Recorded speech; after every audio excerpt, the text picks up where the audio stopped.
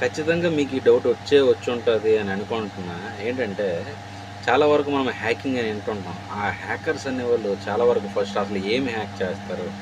నిజంగా చెప్తున్నా. ఫస్ట్‌లీ వాళ్ళు హ్యాక్ చేసేది మన కెమెరా. చాలామంది చూడండి, చాలామంది సీఈఓలు గాని, కంప్యూటర్ ఆపరేటర్స్ గాని వాళ్ళ కెమెరా క్లోజ్ చేసి ఉంటారు ముందుకి. నెక్స్ట్ పాయింట్ ఏంటంటే, మన ఈమెయిల్ ఐడీ. ఖచ్చితంగా ఈమెయిల్ ఐడీ ఖచ్చితంగా ఫస్ట్ హ్యాక్ చేసేది అదే. తర్వాత మన వాట్సాప్, మన మొబైల్‌కి సంబంధించిన ప్రైవసీ సెట్టింగ్స్ అన్నీ కూడా.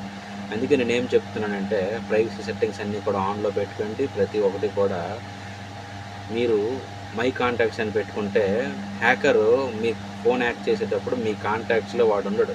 అందుకు థంబ్ ఇంప్రెషన్ లాక్స్ కూడా కొన్ని సోషల్ మీడియా యాప్స్‌కి కూడా పెట్టుకుంటే చాలా వరకు మంచిది. ఎందుకంటే వాళ్ళు లాక్ ఓపెన్ చేయలేరు. ఇది. ఓకేనా?